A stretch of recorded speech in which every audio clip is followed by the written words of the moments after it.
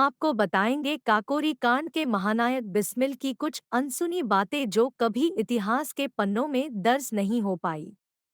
अपनी बहादुरी से अंग्रेजी हुकूमत की नींद उड़ाने वाले महान क्रांतिकारी अमर शहीद पंडित रामप्रसाद बिस्मिल के बारे में सी बातें हैं जो आम जनमानस को नहीं पता है। हम आपको भारत की आज़ादी में महत्वपूर्ण भूमिका निभाने वाले व काकोरी कांड के महानायक पंडित राम प्रसाद बिस्मिल से जुड़ी खास कहानी बताने जा रहे हैं। उन्होंने 11 जून 1897 को यूपी के शाहजहांपुर में जन्म लिया था। वहीं गोरखपुर में बिस्मिल की एक अलग पहचान है। अपने जीवन के आखिरी 4 महीने और 10 दिन उन्होंने यहाँ की जिला जेल में बिताए थे।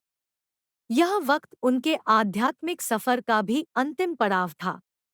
बिस्मिल बहुआयामी प्रतिभा के धनी थे। उन्होंने कुल 11 पुस्तकें लिखी थी।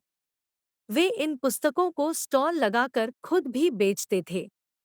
उनकी पुस्तकों में स्वाधीनता का अंश होता था। यही कारण है कि उनकी पुस्तकों को लोग ज्यादा पसंद करते थे।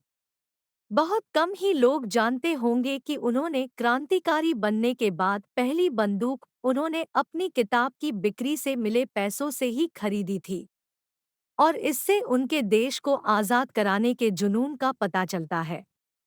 इसके बावजूद बिस्मिल एक रचनाकार, कवि और साहित्यकार भी थे। वे अपने जीवन में गुरु भाई परमानंद और दादी माँ के स्वाभिमान से बहुत प्रेरित थे। इसका जिक्र उन्होंने अपनी आत्मकथा में भी किया है। उनकी रचनाओं में देशभक्ति कूट-कूट कर भरी थी। वे बहुत पढ़े लिखे नहीं थे, लेकिन साहित्य के मर्मज्ञ थे। शहीद राम प्रसाद बिस्मिल का क्रांति और कलम से समान रिश्ता था। वे अपने समय में राम और अज्ञात जैसे नामों से विभिन्न पत्र-पत्रिकाओं में लेख लिखा करते थे। साहित्यिक पत्रिका पहल के 96वें अंक में सुधीर विद्यार्थी ने अपने लेख में इस बात का जिक्र किया है। बिस्मिल ने कुछ पुस्तकें भी लिखी और उसे छपवाईं जिनमें कैथराइन या स्वाधीनता की देवी और बोल्शेविकों की करतूत मशहूर है। अपनी शहादत से 2 दिन पूर्व तक बिस्मिल गोरखपुर के फांसी घर में जेल अधिकारियों की नज़र बचाकर अपनी जिस आत्मकथा को लिपिबद्ध करते रहे, उसे 3 खेपों में चुपके से बाहर भेजा गया था। इसे बिस्मिल की शहादत के बाद ही 1927 में सबसे पहले भजन लाल बुक सेलर द्वारा आर्ट प्रेस, सिंध ने काकोरी षड्यंत्र शीर्षक से पुस्तकाकार कर छापा। बाद में वही गणेश शंकर विद्यार्थी के प्रताप प्रेस से भी प्रकाशित हुई। इसके अलावा बिस्मिल कविताओं और गज़लों के माध्यम से भी क्रांति का बिगुल फूंकते रहते थे। उन्होंने बहुत संवेदनशील कविताएं और गज़लें भी लिखी। बिस्मिल बेहद धार्मिक प्रवृत्ति के थे। नियमित पूजा पाठ उनके जीवन का हिस्सा था।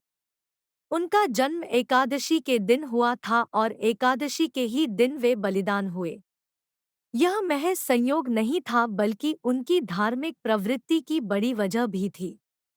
बिस्मिल को 6 अप्रैल 1927 को काकोरी कांड का अभियुक्त मानते हुए सजा सुनाई गई। वे पहले लखनऊ जेल में रखे गए। इसके बाद उन्हें अंग्रेजों ने 10 अगस्त 1927 को गोरखपुर जेल भेज दिया। यहाँ वे कोठरी संख्या 7 में रहते थे। इस कोठरी को अब बिस्मिल कक्ष के नाम से जाना जाता है। यही उन्हें 19 दिसंबर 2027 को फांसी दे दी गई थी।